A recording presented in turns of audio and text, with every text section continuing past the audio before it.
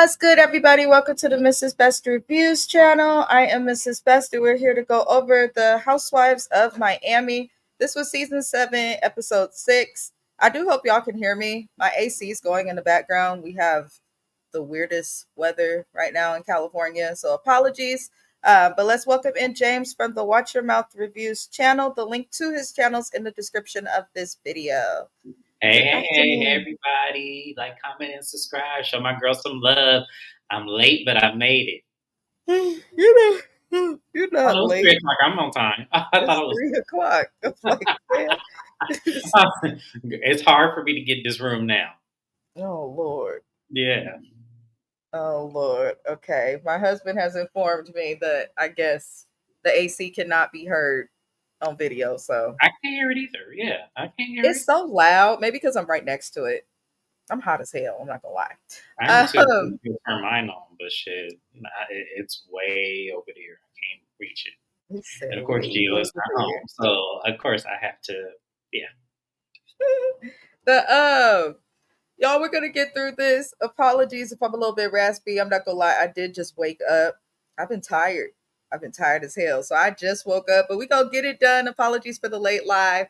But this episode starts with the group at Alexia's narcissist event. I'm really annoyed with Alexia. I don't like her, like at all. And it's not that she's like done anything, or I just don't like people who move like her.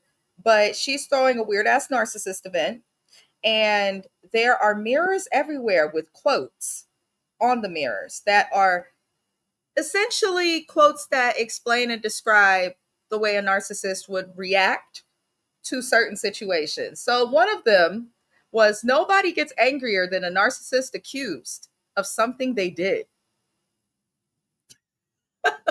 Now, while these quotes were true, it was very narcissistic of Alexia to feel the need to throw an event like this. And in my opinion, it seems like she was doing this to be messy, and she's butthurt that the women keep yapping at her about this Todd man. I just, this was a bad idea. This was a bad idea. And the women at the party did feel like this narcissist event was for Todd and not for them. Go figure. It's kind of funny because, as we discussed narcissists, of course, they won't accept any accountability or fault or blame. So, of course, it has to be for somebody else. But Alexia lets them know it's not all for Todd and says that they are all narcissists, which is a little bit wild. I feel like she should have warned the women before we go further into this event about the topic of the event. That's offensive as hell. Because there are some people who have moments where they may come off as narcissistic, but they may not actually truly be that way in totality of their personality. So I'm looking like, why is she doing this? But how did you feel about what was just mentioned, James? Which part? The part about you saying her narcissist event, or just in general the scene? Because I'm still laughing about that. I'm sorry. Just in general, the scene. See, to me, it's another pretentious like Miami event that they have. So it actually didn't surprise me at all that she had it, knowing who she is. I don't like her either. I don't like any of them. But as I said, what do you want? It's an event that did nothing but reflect her. That's it. That's all. There's nothing that happened. Nothing spectacular happened. Nothing in coincide happened like what the event was about. So she just needed to do something for the season, because you Yep. can't just come on Housewives and not do anything. So she just had to do something. I would much rather her, because there's so many things she could have done and could attach herself to. I would much rather her have done something like that versus just on an event, just to throw an event and no one knows what it's for. I think that makes a lot of sense. That's what I was thinking too. Like, she really don't give nothing. Like, and no shade to her storyline. We have so many shows about relationships, love, and marriage, which we'll be recapping later today on James's channel. across various networks. So seeing another woman go through another divorce with another man that she should not have chosen in the first doggone place, I don't feel sorry for her. At some point, you have to learn from your mistakes, and she hasn't. And then to the event was fucking stupid. It was. That's why I say it had no purpose. It was like, well, then what is it about? Like, what are we supposed to feel sorry for if that's what this? Because it seems like she wanted people to kind of feel sorry for her in instance because she kept bringing. I ain't even gonna go there because then they're gonna be pulling like literally grasping for straws, just trying to figure out what her event was supposed to be about. She never Yeah. clarified in the scene. I mean, if All we know, it's an event for narcissists, you have to understand that your event may not get through to the narcissist who thinks they know everything. true, So what if she wants to do something? Throw a tea party, lie, and make it about peace. Like, that's what I thought she should have did. Like when she was saying, like it wasn't even so much. What did she say that actually would a tea party would have made more sense than this event? She said something in a scene that I felt like, okay, well then why not do it like that? Why do this where we don't know what's about? We don't know where you're coming off as. You just want the lady to see you doing something. You have this divorce. You have this situation. Why not, do a party where people could probably resonate because more than half of this crew have been divorced their damn selves. So why not have like a related party where you could ask the ladies like, how did you get through this? Especially Larsa. Larsa would be the best person in a perfect like setting to ask her like, how did you move forward having what you have, and then how do you date again? Because she's clearly good at that. So that's how I would have did it if it was yeah, me. if that would make sense. I think Alexia needs to go or be demoted to friend of. Yeah, And I think that's really what it comes down to. Um, they're not going to do that though. so a lot happens at this event because Alexia, of course, had no control throughout the whole thing. The fact that Julia, though, expects a conversation with Gertie to fix all of the problems that they had is crazy. It's crazy.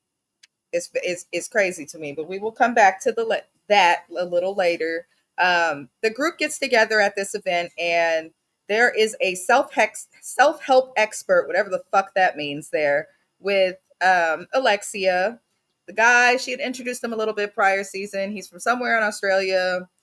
He provides self help. Anybody can give self help. Anybody can call themselves good and say that they offer self help. You This man is not an expert at anything based on his participation in this event. But they play a red flag game, which is what the episode is named after. And pretty much the guy asks a bunch of questions, and the women are all holding red flags, and they got to put the red flag into the what looked like a little container for each lady. So one of the questions that's asked, and I said as soon as I saw the red flags, I said, "Oh, this is gonna be some bullshit." Was who constantly talks about themselves. Everybody, they mama, they auntie, they cousins, they auntie that was twice removed because she done married a cousin and a brother. Everybody voted Lisa. And everyone pretty much said the same thing, that Lisa, she talks a lot about herself and she makes it seem as though her problems are bigger than everybody else's. And Lisa receives it by saying, I'm telling my problems to the wrong people. Girl, I was like, I can't even take Lisa seriously. She is just a person you can't take seriously. So the next part of the game is who is the person who is quick to take offense. And everybody voted Lisa for the most part. There were a couple votes for Larsa, but everybody voted for Lisa. And again, they probably shouldn't have done this, but honestly, Lisa, sometimes things like this are good for people to hear and see how they are really received. Because Lisa comes across as, oh, she just wants to be in the limelight and look like she's that girl. But sometimes looking like you that girl means that other girls don't like you. And maybe she will seek that. Lack of accountability is the next topic that comes up in the game. And Julia mentions being hurt and asking the self help expert, what should you do if a friend really hurts you? You know, and you hurt them back and you give a partial apology. And the self help guy, even he was like, wait a second, hold on. And tried to pause Julia, like, that's not going to work. If you're doing a partial apology, you need to have a full apology and move on, or move on without the person. Like, dude made it pretty clear. And Julia looked crazy. And then I was happy that Gertie finally fixed herself to open her mouth. And this is why me and James said in that last episode where Gertie and Julia met that Gertie should have kept her foot on Julia's neck for much longer and much rougher, because she did not properly articulate the fact that fuck all that we went through. You assaulted me. So nothing I did to you warranted that. So don't come to me apologizing in a way that Julia did. And so it's coming back up, and Gertie reminds her that she was physically assaulted, and that's going to take her time to get over. But, Julia, the fact that you thought this man would take your side, privilege. You thought you see one of your own and he would take your side. That's what she thought. And the fact that you admitted to a partial apology, who does that? Who, like, for real, who does that? How did you feel about that little moment? I felt like, and once again, this is where I get mad at Gertie because yes, she did stand up for herself. But at the end of the day, it wasn't how I would have done that because there's no way you're gonna want to admit to my face it was a partial apology, and then in other words, because it's kind of like you're just shooing me like a fly. You're just shooing me because you want me to get out your face, pretty Yep. much. But that's kind of how I took that. And if I was Gertie, I'd be like, well, let's talk about, the privilege in the room and the quote unquote, microaggressions that you had towards me over something that really was minute at the end of the day. Because what are they beefing over again? What was it? Something stupid. Something Something stupid. It stupid. was a phone call that she couldn't connect to, told her she couldn't connect to it, and she apologized for it. And you angry about that? Something so small. It's not like she went in your purse and took $50 and had a heyday. I'm confused. Because then at that point, yes, if she took $50 out your wallet and went and had a heyday, yes, that's something to be mad over. But Preach. it's like I need her to realistically, because see, the fans is eating her up and she hating it right now, and it's justifiably so. Fans keep putting your foot on her neck. Keep doing this because she needs to know that what she did was not okay, and then how she's trying to justify it in this scene is making her look even worse. Yep. So that's how I feel. I feel like there's no there's no grace we should be giving her. Everybody can be redeemed. I didn't want to use that word because I don't want to say there's no redemption for her because obviously anybody can be redeemed. But at the end of the day, on this show, we should not extend her any more grace. We need her to be gone next season.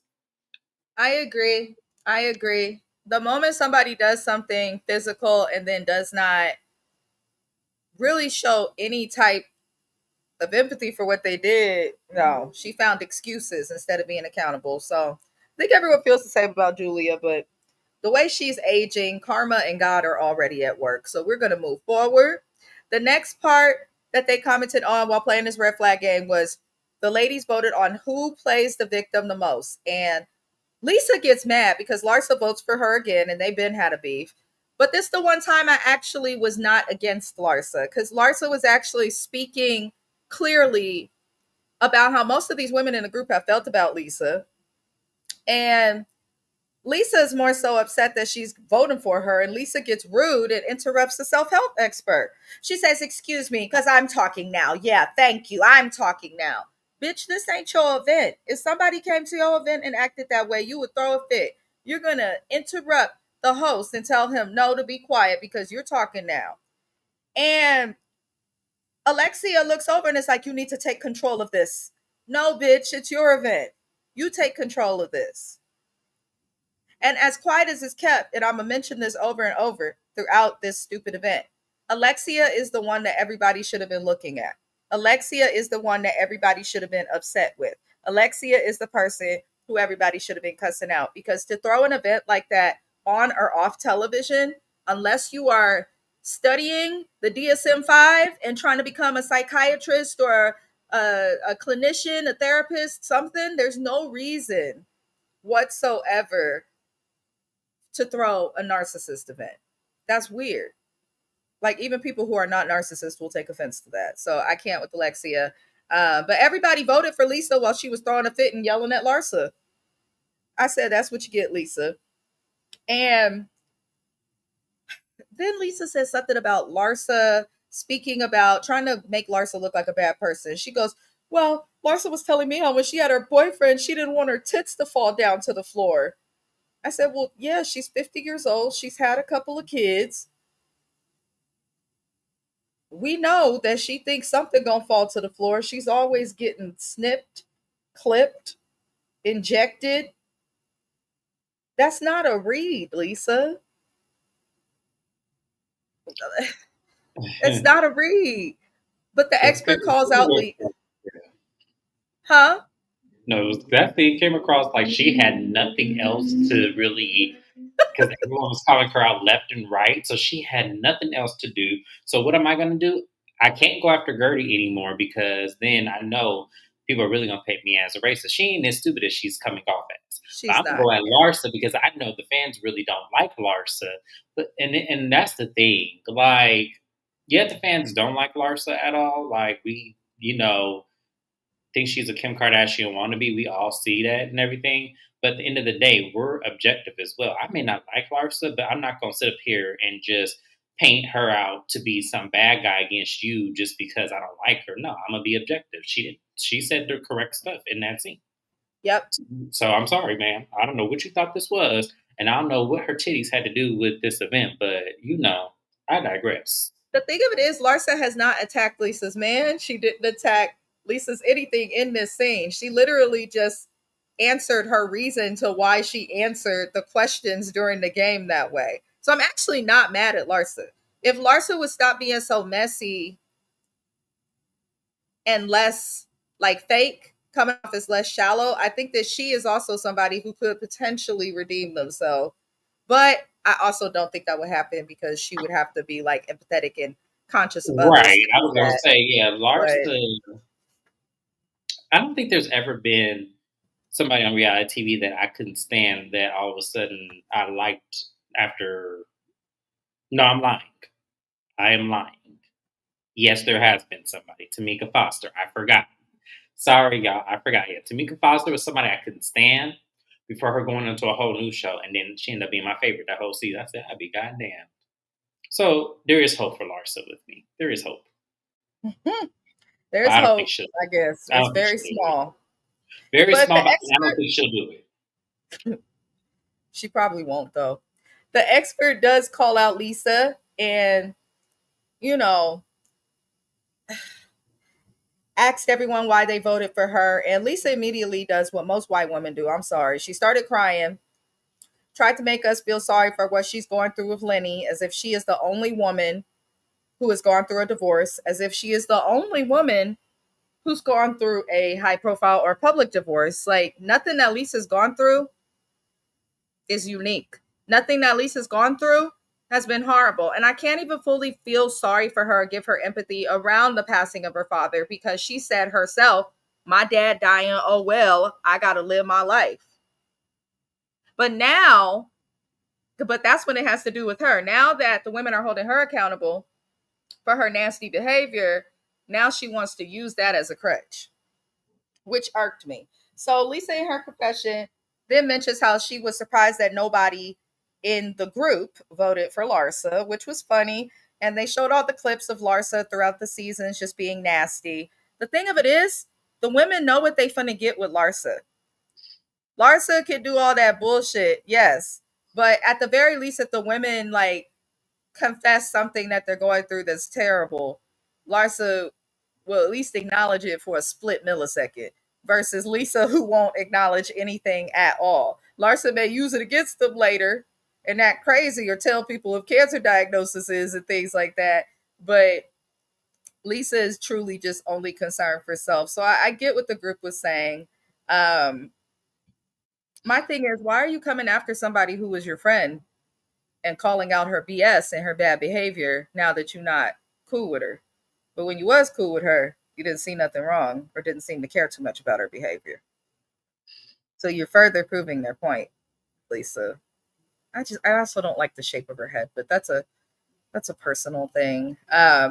Moving forward, Gertie makes Larsa go to talk to Lisa.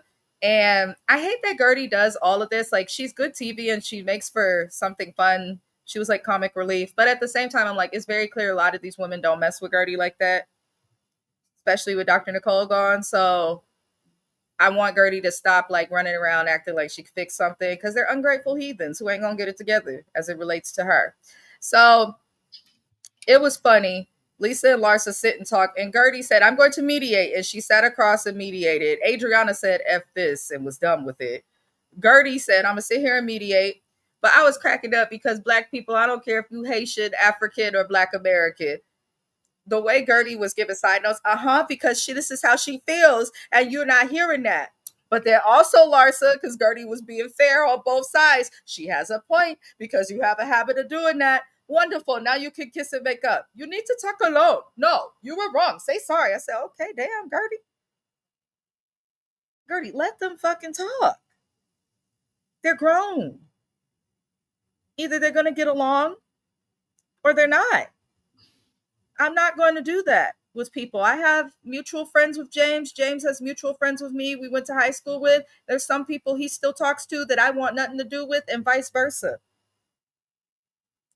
People are grown. You don't force them to do anything. You don't get involved in their drama. Let they shit be they shit, Gertie. Because when you got that water thrown in your face, not too many people corrected Julia. So let these hoes have at it. Maybe an implant will pop. I'm just saying. Um, but how did you feel about the end of? I'm still waking Not, up. not a plant. That's the worst that happened. Neither of these girls could fight. So all they can do is yell at each other about titties falling to the ground and poke at each other's implants and injections. That's it. The only thing I'm gonna say about this thing, because you still got me cracking up, I done forgot my whole thought. Gertie, where is this aggression when it comes to Julia? Mm, That's all I'm gonna say. Because I put that in my notes. I said, where was this aggression with Julia? right. Because you got, I was like, well,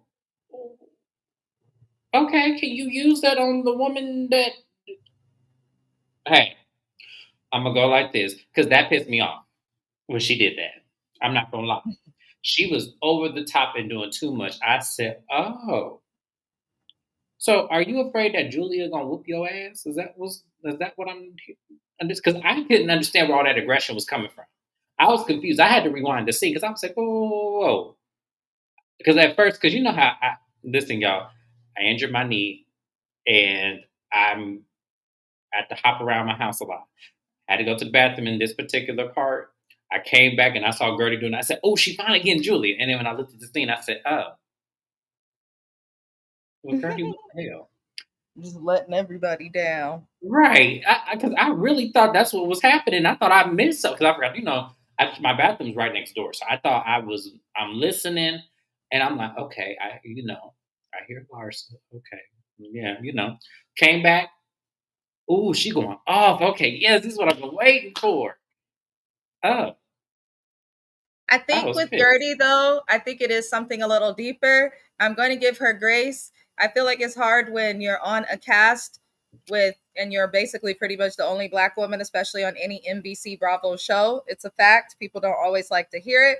I feel like Gertie does not want to play the race card because a lot of people will come at her for that. But then at the same time, I also feel like she doesn't want to respond in the natural, aggressive way that she would respond because then she'll be painted as aggressive in all of this when other women have done far worse than have worse go on.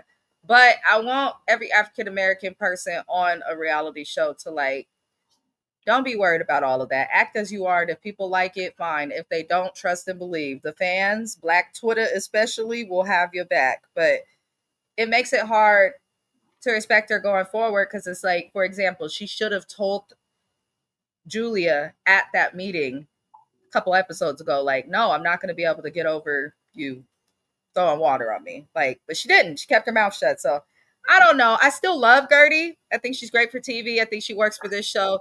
But they definitely need to like Lisa can go, Julia can go, Alexia can go. Honestly, Adriana can go too, and so can Kiki. Build a cast around whoever's left or something. But So moving you want forward, to we just pass around Larsa Gertie and what's that girl's name right there? I forget. Stephanie. Yeah. Wait, the new one? Mm-hmm. Yeah, Stephanie. Yeah, Yeah. keep her. But the rest of them, and I say keep Larsa because she's messy, so she'll keep shit going. She's kind of like Jackie, Dr. Heavenly, whoever. There's always somebody too messy who should stay. Um, but moving forward, y'all. So we get to a scene with Julia in her house. Why is it that every same time we see Julia in her house, ain't nobody home? And if somebody is home, it's Martina in the kitchen looking just lost. Like, what the hell was I thinking? Um, I'm not going over this scene so because it pissed me off. So this lady is mad at Gertie right now because Gertie missed out on the announcement that she finally was able to adopt two boys. Just for us to find out into this scene that the adoption isn't even final. What's probably happened is they probably did some type because I do work in social work right now. No, I don't like it. I'm a counseling student. I love to point that out. I am not gonna stay in that shit. Them people are underpaid. But the social worker coming by indicates there's still stuff that they're doing with the adoption process, as Julia stated, but this is far from final. They probably just, it sounds like those boys were removed from their home for whatever reason. And usually, when that happens, they have to be placed somewhere. If you're going to adopt, they probably were connected with the social worker or the county or something. The child or the children got placed with Julia and them, and they probably decided to adopt them legally after that process, which is common. There's a such thing as emergency foster homes, there's a such thing as emergency placement for kids. And that's very common, especially when they're smaller. So, my thing is, I'm happy that, she's going to give these kids a good life.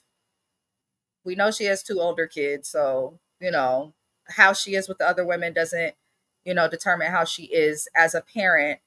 I do have my concerns. However, this adoption is not final. They are not the legal guardians. They are not the legal parents. Someone still has to come to their house to check in on them. Why are you making a beef with this lady for missing something that wasn't even a big deal because you put it through another party? Like, yeah, now they're really mine. Once again, that's another thing that pissed me off about her as well. Because you're doing this as a trope to make sure that you have something going this season. But all this looks like to me, and probably several others who think like me, that you just threw water on a cancer patient for nothing. Yep. Say it again louder. How dare you? It's like, ma'am, how dare you? How dare you do something so gripey, just so nasty that you would sit there, do something, and the shit you were upset with her about ain't even here. So Mm, what are you mad at? Yeah, thank you. y'all could miss me with her. I'm sorry. When I saw that and I actually heard that come, I just thought like, okay. And I take that, and I know I take that personally. The whole cancer patient thing because I lost my father to cancer, and I just couldn't imagine. No, even if, I think regardless on if you've lost someone to cancer, cancer is something that I think scares most people because you don't know who you love or who you know that could get it. You could live your Right. life right, healthy, never smoke a Yep. cigarette, eat organic, stay a vegan your whole life, do everything right, and still catch cancer. Yep. So we have to treat people who are battling cancer, in my opinion. If you ain't got nothing good to give or uplifting, leave them the fuck alone and say nothing at all. They're dealing with a lot and enough. So you don't want to add to that. So you have every right to feel the way you feel, but we'll see. Andy better get her at the reunion, or we all gonna be mad. But we know he Right. won't. I think Andy's trying to get the fuck away from everything because they just announced he's going to be helping Ariana Madix to host Love Island, and he's not even a demographic that anybody who watches that show would want to see. He's an old man who's been on TV since way back when we was kids. Like Mhm. I think he'll be too busy chasing other new deals to stay relevant. He won't properly be a host for a reunion. But we did see Stephanie, who I actually am liking so far as an addition to the cast. She's going to eat with her family, and she said that she put Nest and Ring cameras in her parents' home just in case they fall or something. And I'm looking at these people like her mama in Dior, her daddy look dressed. Like, yes, her parents are older, but they're not so old that they're like that you need to like see them on camera. And like I'm extremely close to my dad. I wouldn't I wouldn't put a Ring or Nest camera in his house. And my dad recently, like, he loves to skate. He's very active. He's almost 70. He's very active. He loves to skate for whatever reason, but he old now, right? He close to 70. He fell skating and broke a bunch of his ribs and a bunch of other stuff. Got right back up and went out there skating. I'm not putting a damn Ring or Nest camera in the house. Like, what? FaceTime them. Okay, Stephanie. But I am a little interested in her family dynamic because it really is interesting. So we know Stephanie has twin sisters. They have an up and down relationship. She explained that. Um, we learned that her twin sisters may just be difficult because they also have an up and down relationship with Stephanie's parents. The parents even described it as always being a tension filled relationship, and they make small things big. Like they do too much, which I think we all know people like that. But when it's your family, you have to deal with it much more. So they pretty much feel like the twin sisters are combative and sensitive. Stephanie believes that her not talking to her sisters right now has helped diminish the relationship that her sisters and her parents had that was already damaged. Before I get James's opinion, because we're kind of slowly getting introduced to her, so we can only say so much, I'm looking at the parents and think they need to be held accountable. You should never be caught on camera talking about one of your kid or two of your kids with another one of your kids. That's irresponsible. And whether they intend to or not, you're picking a side. And in addition to picking a side, you're creating more drama. Separately from that, Stephanie having an issue with them should not impact those twin sisters' relationship with the parents. And the parents are the ones that are responsible in the situation. So I'm looking at it like maybe Stephanie's the golden child and the twins were kind of like the burden or something. That's what it's giving. But I hope that they come on the show. How did you feel about it, James?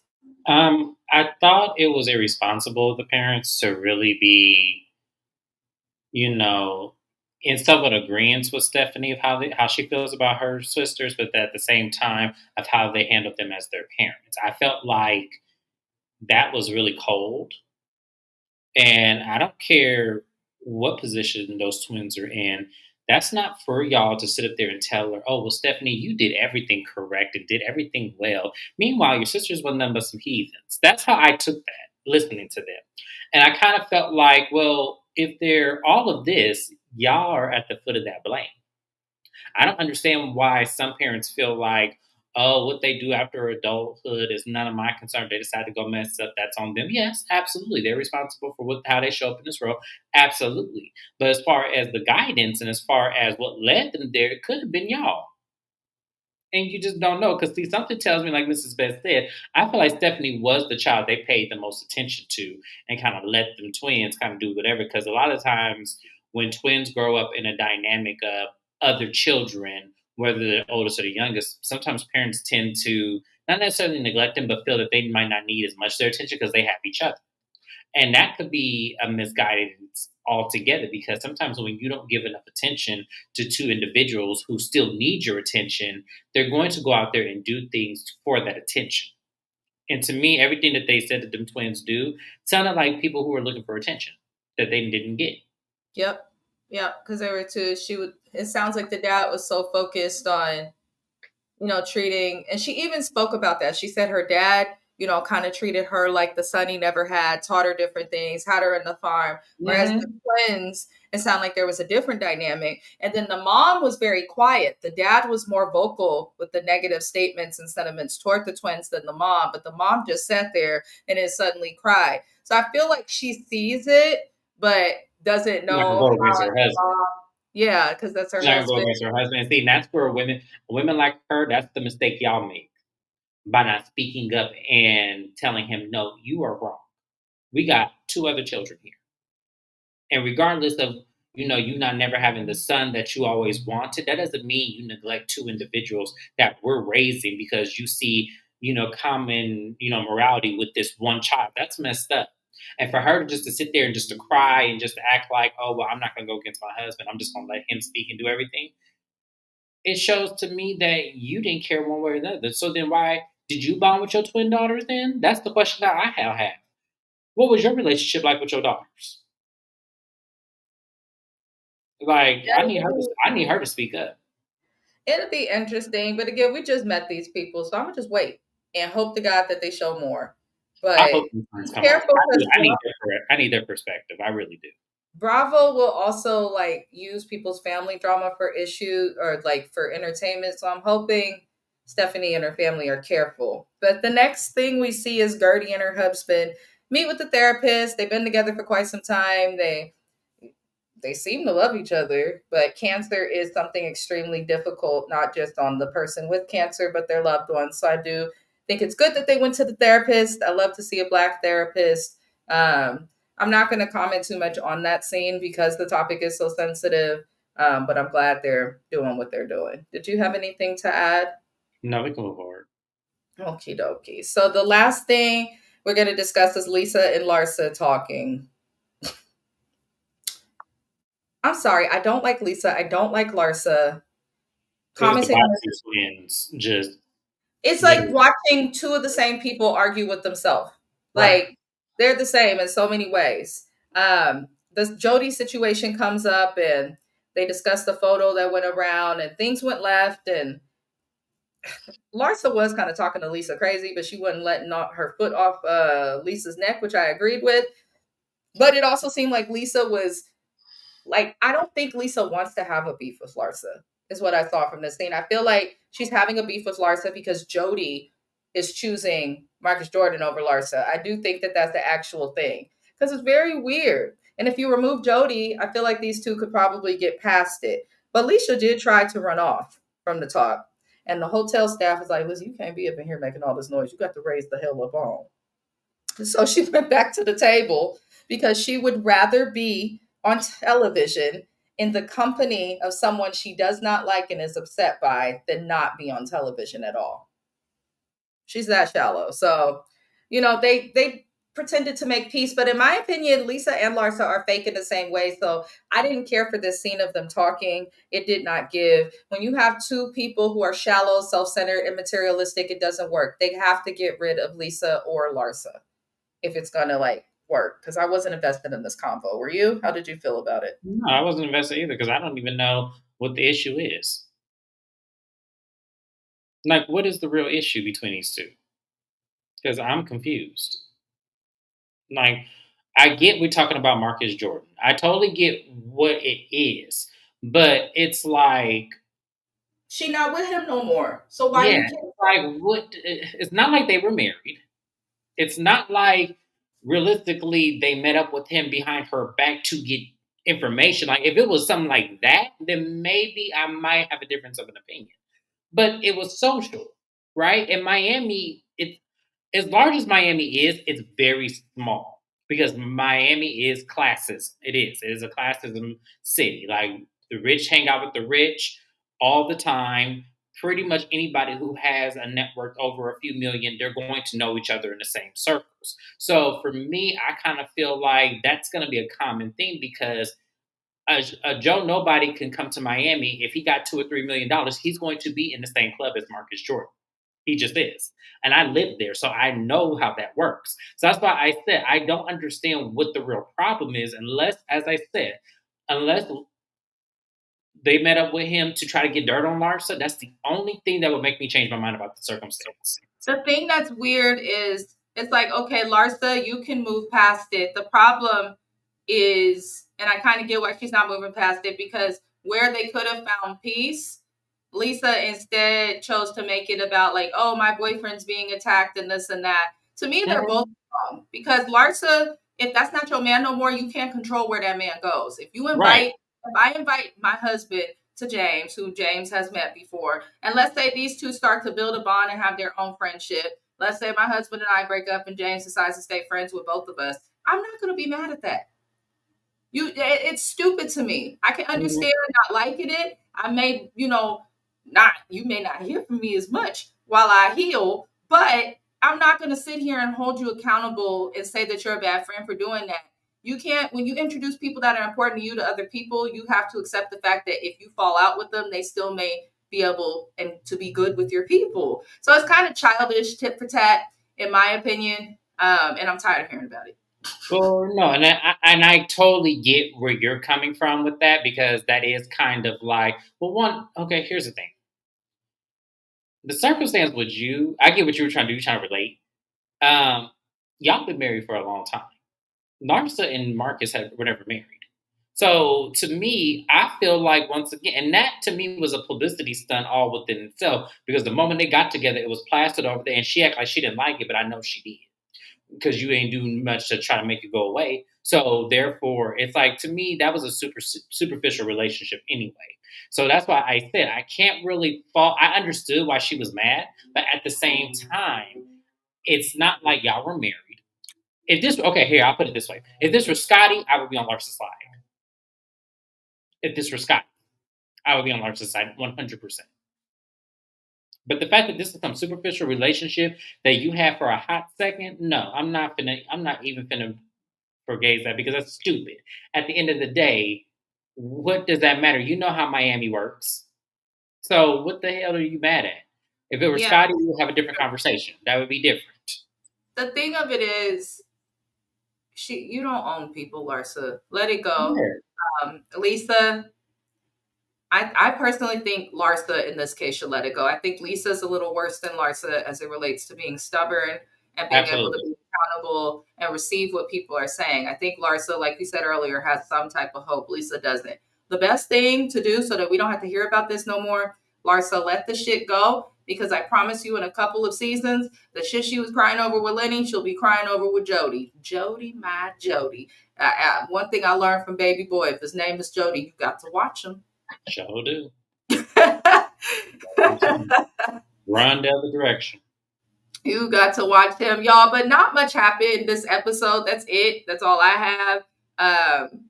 I guess we'll head over to James's early if he's ready. I don't know. I said it for 3:45, so we right on time.